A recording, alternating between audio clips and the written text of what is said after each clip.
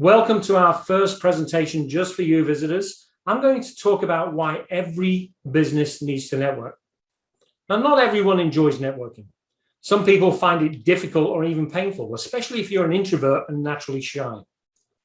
Even if you're an extrovert, there are times when you're tired, you really just don't feel like going out and talking to a bunch of strangers.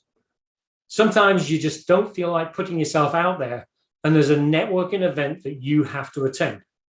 But you're in a blah kind of mood and you never sell anything at these events, so it's a waste of time anyway, right? Or maybe you're feeling a little bit burnt out and you don't want to go.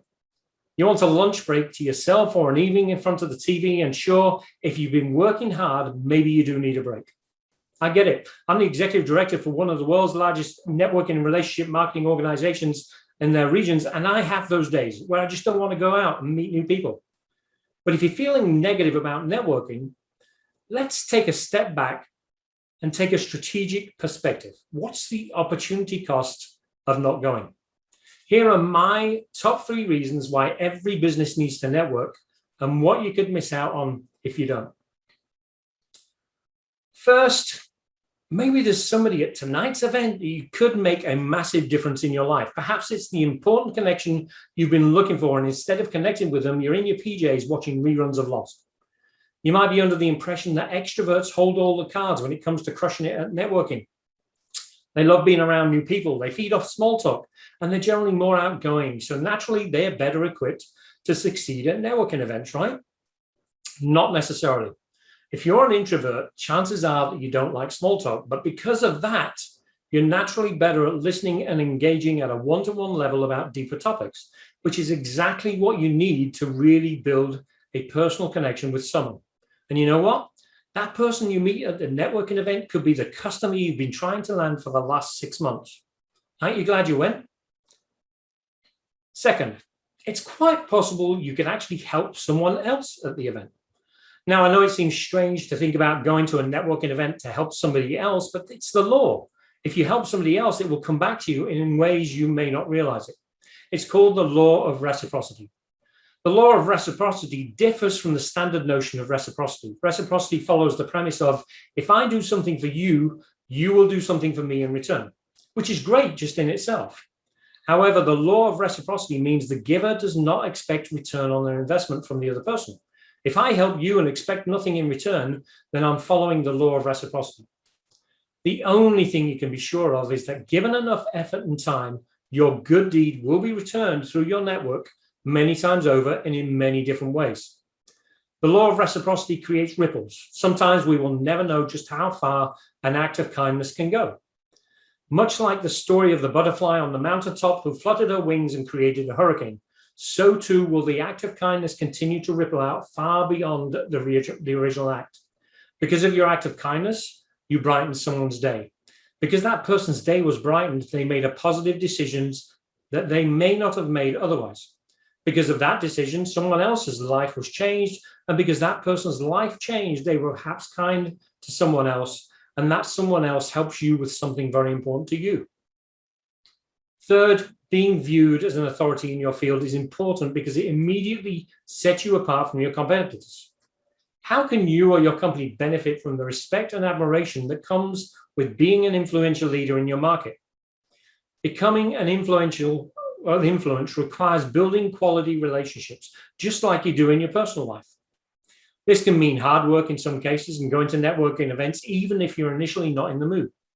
Think about your most important and valuable relationships. They probably require work from time to time. They're not effortlessly maintained. If you take the necessary time to build deeper relationships with other local business people in your community, if you connect on a very real level with someone who is seen as a market leader, by proxy, you're also viewed as an important force in that community. Your customers, prospects, and anyone else should be the source of your relationship-making efforts. Get out there, making yourself visible to anyone and everyone. Once you make an initial connection, do more listening than talking. And make sure you provide more give than take. Just a handful of important relationships can help you weather any storm that comes along. These relationships are often a great source of business and referrals, which can further the influence of both parties in your market. Networking is exciting once you get the hang of it. You never know who you're going to meet or how each person will become important in your life. Think of it as a treasure hunt where the prize is better than any chest of gold. Good networking will help you scale your business higher than you ever dreamed possible. Don't fret if you're a little bit nervous or not in the right frame of mind to start with. The beauty of networking is that it's made up of individuals, each one of us unique. You being you is exciting and interesting already. The polish will come the more you network. And as long as you're genuine, you will be welcomed at networking events. Remember, before you arrive at a networking event, plan your pregame. Make sure you have the tools of the trade with you before you leave the house or office. Business cards, name badge, pen, and Sharpie. The Sharpie is actually to write on the back of a business card as a glossy because normal pens don't work on them. Second, prepare your elevator pitch. Being ready with that introduction when you meet somebody new will help you feel more comfortable. Craft an elevator pitch that can be easily tailored to different situations and practice it a lot so it sounds natural. Spend more time listening than talking. Having excellent listening skills will leave a good impression wherever you go. What makes this tool especially helpful is that you'll gain all kinds of information which might come in handy later for the follow-up. If the conversation becomes especially engaging, don't be shy about jotting a few notes down with your Sharpie on the back of the business card to jog your memory later for when you follow up after the event.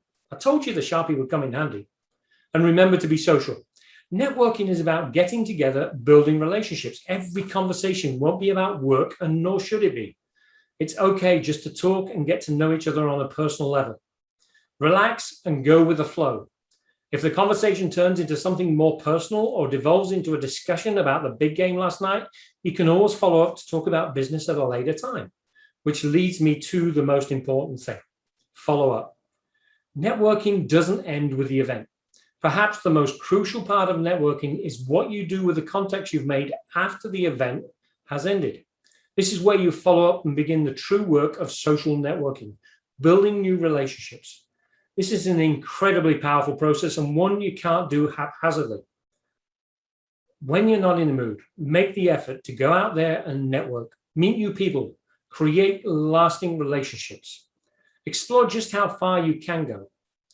Every business needs to network for it to reach its true potential.